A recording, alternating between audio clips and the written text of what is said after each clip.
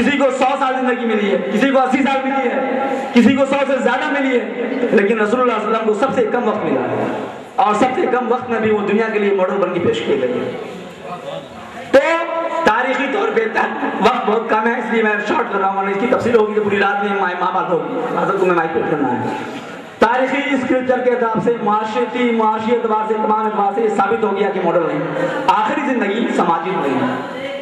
معاشرے جب دیکھتے ہیں تو اسلام کے اندر جہاں خوشی کے لیے احکام ہے وہیں غم کے لیے احکام ہے، شادی کے احکام ہے، بیاہ کے احکام ہے، موت کے، حیات کے، مساوات کے لیے، انسانیت کے لیے، بردرہڈ کے لیے، بھائی چارگی کے لیے، حتیٰ کہ میاں بیوی کے تعلقات اور استنجا جیسی چھوٹی چیزوں کے بھی احکامات ہمارے ریٹن شکل میں، تحریری شکل میں ہمارے یہاں موجود ہیں۔ تو اس کے باوجود دوستو ایک جو اپیل ہے میری، ہم حق پہ ہونے کے باوجود بھی دنیا میں پیچھے کیوں ہیں؟ سوال یہ انٹرسپیکشن محاسبہ کرنے کا ہے۔ جو اتھینٹک نہیں ہے، جو دنیا کے سامنے ماڈل بننے کا حقدار نہیں ہے، خود اس کی کتابیں ثابت کر رہی ہیں، خود اس کا پیغمبر ثابت کر رہا ہے، وہ دنیا کے سامنے میں قائد بن کے پیش ہو رہا ہے، اور ہماری اسکرپچرز، ہمارا قرآن، ہماری احادیث اور ہمارے فقہ، ہمارے تمام علوم بتا رہے ہیں کہ ہم واقعی میں حقدار ہیں ماڈل بننے کے، پھر بھی آپ ماڈل کے بعد پیچھے کیوں جا رہے ہیں؟ اس کی مثال میں صرف ایک پیش کر کے اور اپنی بات شروع کرنا چاہوں گا۔ ہم اور آپ لائٹیں نہ رکھیں یہاں پر، اگر ٹرانسفارمر لگا ہوا ہو اور ٹرانسفارمر سے وائر کو اپنے گھر میں کنیکٹ کیا جائے، الیکٹریشین کو بلایا جائے اور وہ غور کر لے، آبزرو کر لے کہ کہیں بھی کوئی فالٹ موجود نہیں ہے، پھر بھی گھر میں لائٹ نہیں آ رہی ہے، کیا ریزن ہو سکتا ہے؟ اگر ہمارا وائر کنیکٹ ہے ٹرانسفارمر سے پھر بھی ہمارے گھر میں لائٹ نہیں ہو رہی ہے، اس کا مطلب ہے کہ کہیں نہ کہیں سے فالٹ ہمارے درمیان ہو رہا ہے۔ اسی طریقے سے جب ہم اس نبی برحق کے فالوور ہیں، اس قرآن کو ماننے والے ہیں جس کے ایک ورڈ میں تحریف اور تبدیلی نہیں ہو سکتی، ان احادیث کے فالوورز ہیں، متبعین ہیں، جن کا تحریری ثبوت موجود ہے، دنیا میں کوئی قوم، کوئی مذہب اسلام کی دلیل ہے، اس کا کوئی ثبوت، اس کی کوئی مثال پیش نہیں کر سکتا۔ تحریری طور پہ، تاریخی طور پر، سماجی طور پر، معاشرتی طور پر، ہر اینگل سے دنیا کے لیے ہم ماڈل ہیں۔ یہی تو وجہ ہے مائیکل ہارٹ نے جب دنیا کی متاثر کن شخصیات کی فہرست تیار کی، The 100 کتاب کا نام ہے، دنیا کے 100 امپریسیبل پرسنالٹیز کا نام لکھا جب انہوں نے، تو وہاں پر نیوٹن، مارٹن اور لوتھر جیسے لوگوں کو اٹھا کے پھینک دیا انہوں نے، اور نمبر 1 محمد صلی اللہ علیہ وسلم کو پیش کیا۔ یہ کوئی مسلمان نہیں، کوئی صوفی نہیں ہے، رضوی نہیں ہے، اشرفی نہیں ہے، ایک مستشرق ہے، وہ بلا تفریق، بلا تعصب جب اس دنیا کی موسٹ امپریسیبل پرسنالٹی کا نام لکھتا ہے تو رسول اعظم صلی اللہ علیہ وسلم کا نام سب سے اوپر لکھتا ہے۔ جارج برنارڈ شاہ، جس کو میں پہلے بیان کر چکا ہوں، پوری زندگی اسلام کے خلاف افواہیں پھیلانے میں اپنے گزارنے کے باوجود بھی کیوں مجبور کہنا پڑتا ہے the human can demoralize the enemies to be had. This is why the Prophet Muhammad, peace be upon him, had demoralized the whole world by his behalf. انسان اپنے دشمنوں کو بھی اخلاق کے ذریعے شرمندہ کر سکتا ہے، and this is why the Prophet Muhammad, peace be upon him, had demoralized the whole world. یہی وہ وجہ ہے جس کی وجہ سے محمد صلی اللہ علیہ وسلم نے پوری دنیا، بالخصوص عرب جیسی شقیق القلب قوم کو بھی مسخر کر دیا ہے۔ دوسرے مقام میں بیان کرتا ہے the life of Muhammad, peace be upon him, was like a living diamond among dead stones. کہ رسول اعظم صلی اللہ علیہ وسلم کی زندگی مردہ پتھروں کے درمیان زندہ ہیرے کے مانند تھی۔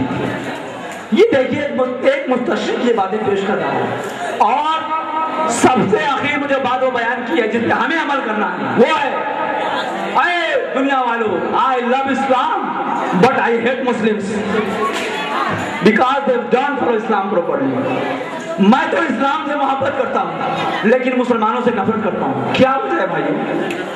جارج برنارڈ شاہ اسلام سے محبت کرتا ہے، مسلمانوں سے نفرت کہتا ہے because they don't follow Islam properly، کیونکہ مسلمان اسلام کو معقول فالو ہی نہیں کرتے ہیں۔